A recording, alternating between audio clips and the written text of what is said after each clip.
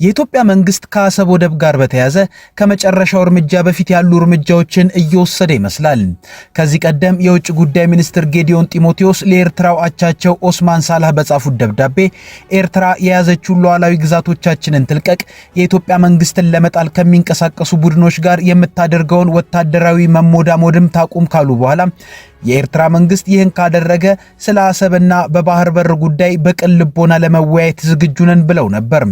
ሆኖም የኢትዮጵያ መንግስት ለጻፈው ለዚህ ይፋዊና ፕሮቶኮሉን ለጠበቀ ደብዳቤ ከኤርትራ በኩል ምላሽ የተሰጠው በኢንፎርሜሽን ሚኒስትሩ የማነ ገብረ መስቀል 3 አንቀጽን በማትሞላ የኤክስ ድረገጽ ጽሑፍ ነው።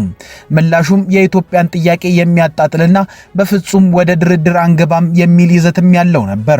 ከዚህ ቀጥሎ ደግሞ ከኢትዮጵያ የውጭ ጉዳይ ሚኒስቴር ሰዎች የሰማነው ኢትዮጵያ ወደ ቀጣዩ ምዕራፍ ለመሸጋገር እየተንደረደረች እንደሆነ ነው። እሱም የአሰብን ጉዳይ ወደ ዓለም አቀፉ ፍርድ ቤት ለመውሰድ የኢትዮጵያ መንግስት በዓለም አቀፉ ፍርድ ቤት አሰብ ላይ ጥቅም አለኝ ብሎ ሊጠይቅ እንደሆነም ከሁነኛ ምንጮቻችን ሰምተናል።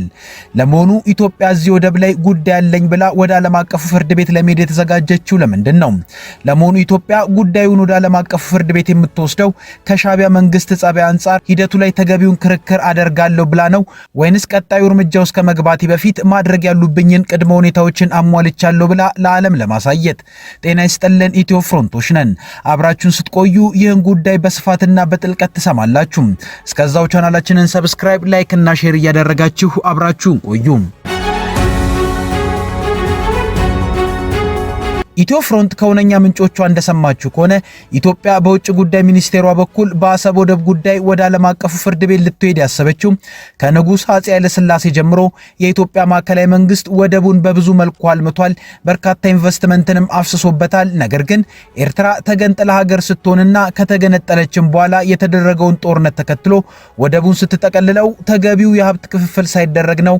ኢትዮጵያ ወደቡ ላይ ላወጣችው ሀብት እንኳን በቂ ካሳን ሳታገኝ ስለሆነ ወደቡ ላይ ያወጣውት ሀብት ይመለስልኝ በማለት ነው። ለዚያ ቤቱታ የሚሆኑ የህግ አማራጮችም እየተመከሩባቸው እንደሆነና ጉዳዩን በምን ሁኔታ ወደ ዓለም አቀፍ ፍርድ ቤቶች ለመውሰድ እንደተፈለገ እየተመከረበት እንደሆነም ከውጭ ጉዳይ ሚኒስቴር ምንጮቻችን ሰምተናል። ከሚኒስቴር መስሪያ ቤቱ የኮሪደር ውይይቶችም የሰማነው ይህንኑ ነው። ኢትዮጵያ በአሰብ ወደብ አለኝ የምትለውና ኢንቨስት አደረኩኝ የምትለውን ሀብት በተመለከተ መረጃዎችን ከማንሳታችን በፊት የኢትዮጵያ መንግስት ይህንን እርምጃ ሊወስድ እንደሚችል ቀድሞ ጥቆማ የሰጠባቸውን ሁነቶች እናስታውሳችሁ። አንደኛው የውጭ ጉዳይ ሚኒስትር ጌዲዮን ጢሞቴዎስ በህዳር ወር ላይ በአንድ መድረክ ላይ ያቀረቡትን ጽሑፍ ነው። ህዳር ወር ላይ የውጭ ጉዳይ ሚኒስትር ጌዲዮን ሆርን ሪቪው የተሰኘ የቲንክ ታንክ ቡድን ባዘጋጀው አንድ መድረክ ላይ ኢትዮጵያ ከኤርትራ ጋር ባላት ግንኙነት የአሰብ ወደብን ጉዳይ ቅድሚያ እንደምትሰጠው የሚያሳዩ ንግግሮችን አድርገዋል። እንዲህም ብለው ነበር። ኢትዮጵያ ከኤርትራ መገንጠል በፊትና በኋላ በአሰብ ወደብ ላይ ባፈሰሰችው ከፍተኛ ሀብት ምክንያት አሰብ በፌዴራል መንግስት በዋነኝነት ቅድሚያ የሚሰጠው ጉዳይ ነው ብለዋል። ይሄ ሁለት ነገርን ያሳያል። አንድም ኢትዮጵያ አሰብ ላይ ሀብትን ከኤርትራ መገንጠል በፊትም ሆነ በኋላ ስላፈሰሰች አሰብን በባለቤትነት ለመያዝ ትሰራለች። ካልሆነም ግን አሰብን በባለቤትነት መያዝ ባትችል እንኳን ኤርትራ ከመገንጠሏ በፊትም ሆነ ከተገነጠለች በኋላ ኢትዮጵያ የአሰብ ወደብ ላይ ያፈሰሰችውን ሀብት ለማስመለስ ትሰራለች የሚል ነው።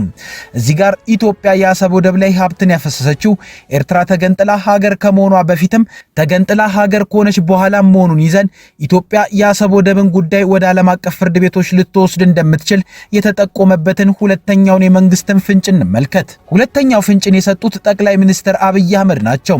ጠቅላይ ሚኒስትር አብይ በቅርብ ሳምንታት በህዝብ ተወካዮች ምክር ቤት ቀርበው ከአባላቱ ለተነሱላቸው ጥያቄዎች ምላሾችን በሰጡበት ጊዜ ኢትዮጵያ የአሰብ ወደብን ያጣችው በርካታ መዋዕለ ንዋይን አፍስሳበት ያለምንም የሀብት ክፍፍል እንደሆነም አንስተዋል።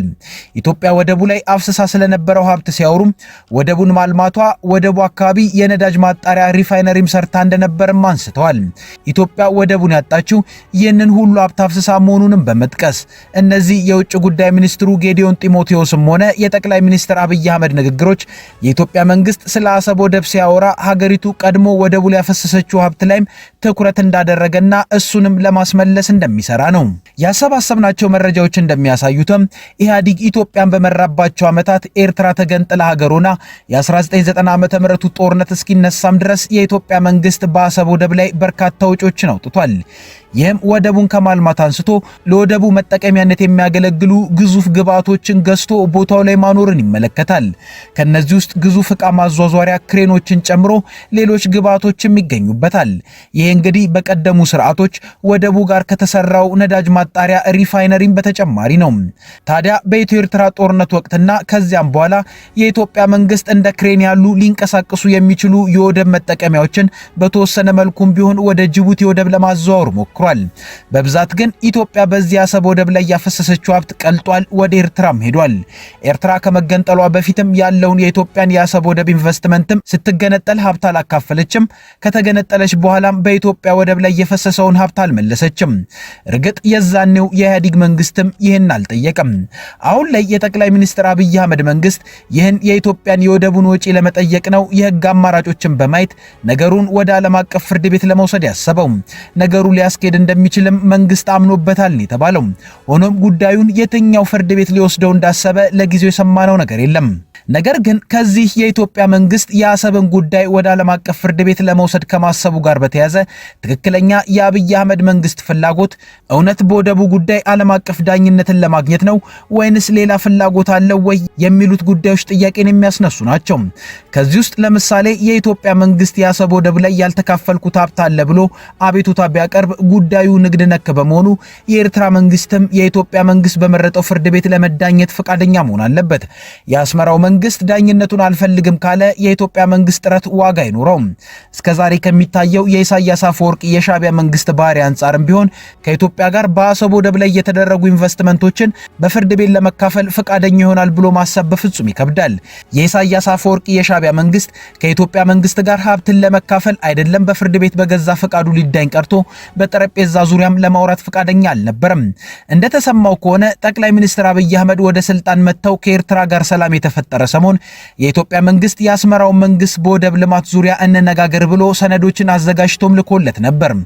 ነገር ግን የሻዕቢያ መንግስት በተለይ ወደብን በተመለከተ በፍጹም ለመነጋገር ፈቃደኛ እንዳልነበር በወቅቱ ጉዳዩን ሲከታተሉ ከነበሩ የልዑካን ቡድን አባላት ሰምተናል። እነዚህ አባላት ለኢትዮ ፍሮንት እንደተናገሩት የኤርትራ መንግስት በወቅቱ በተለይም በወደብ ጉዳይ ከኢትዮጵያ ጋር መነጋገር ያልፈለገው በእጁ ያሉት ወደቦች ላይ የኢትዮጵያ መንግስት ብዙ ሀብትን እንዳፈሰሰና ወደቡን ባልተገባ መልኩ እጁ ላይ እንዳለ ስለሚያውቅ በነገሩ ላይ መወያየት ፓንዶራ ቦክስን መክፈት ወይንም ሌሎች የታሰቡም ያልታሰቡም መዘዞችን በገዛ እጁ ራሱ ላይ ማምጣት እንደሆነም ነው የወሰደው ብለውናል። ስለዚህም ነገሩን እያጓተተ ዛሬ ላይ አድርሶታል። የሻዕቢያ መንግስት ዛሬም ለዚህ የኢትዮጵያ እርምጃ ፈቅ እንደማይል ይታወቃል። መቼም ይሄ ለኢትዮጵያ መንግስት የተሰወረ ነው ማለትም አይቻልም። ታዲያ የጠቅላይ ሚኒስትር አብይ አህመድ መንግስት የአሰብ ወደብ ላይ የቀደሙ መንግስታት ኤርትራ ከመገንጠሏ በፊትም ሆነ ከተገነጠለች በኋላም ያወጡትን ሀብት የአስመራ መንግስት ይመልስ ብሎ ቢከስ የኤርትራ መንግስት በጉዳዩ ላይ ለመዳኘት እንኳን ፈቃደኛ እንደማይሆን ካወቀ ለምን የክስ ሂደት ውስጥ ይገባል የሚለውን ጥያቄ ማንሳት ተገቢ ነው። ምላሹም ቀላል ነው። ምላሹም የኢትዮጵያ መንግስት ወደ መጨረሻዎቹ እርምጃዎች ከመሄዱ በፊት ሁሉንም አይነት ጥረቶችን አድርጌያለሁ ብሎ ለዓለም አቀፉ ማህበረሰብ ለማሳየት የሚሄደው እርምጃ ነው የሚል ነው። የኢትዮጵያ መንግስት አይደለም ለዓለም አቀፍ ፍርድ ቤት የኤርትራ መንግስት ሀብት ያካፍለኝ ብሎ ሲጠይቅ አይደለም ከሁለት ሳምንታት በፊት የውጭ ጉዳይ ሚኒስትሩ ጌዲዮን ጢሞቴዎስ የኢትዮጵያን መሬት ልቀቁ ብለው ለጻፉት ደብዳቤም ተገቢ ምላሽን ከኤርትራ እንደማያገኝ ያውቅ ነበር።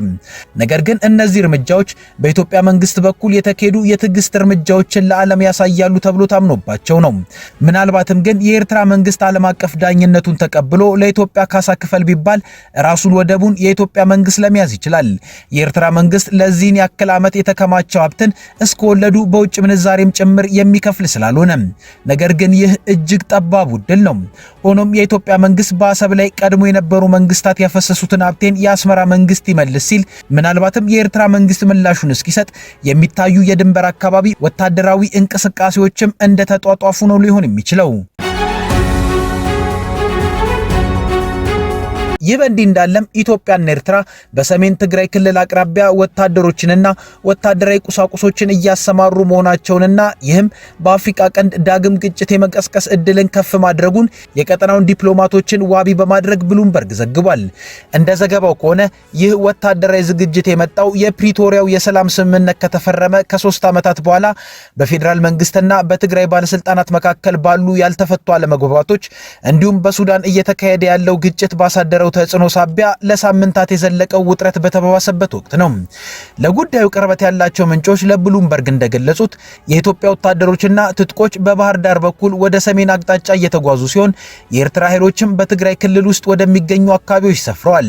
በማህበራዊ ሚዲያ የሚዘዋወሩና ትክክለኛነታቸው ያልተረጋገጠ ተንቀሳቃሽ ምስሎችም ወታደሮችንና ከባድ መሳሪያዎችን የጫኑ ተሽከርካሪዎች ሲጓጓዙ አመላክተዋል።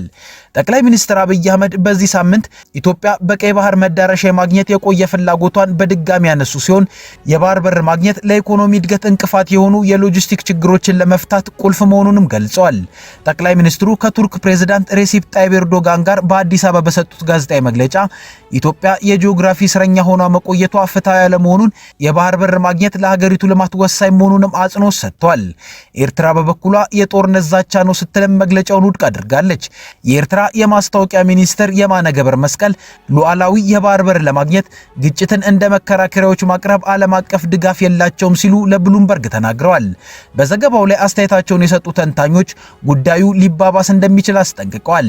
በኦስሎ ዩኒቨርሲቲ ኮሌጅ የሰላምና ግጭት ጥናት ምሁር የሆኑት ኬትል ትሮምፎል ገቢ ምክንያቶች ከተፈጠሩ አዲስ ጦርነት ሊቀሰቀስ እንደሚችል ገልጸዋል።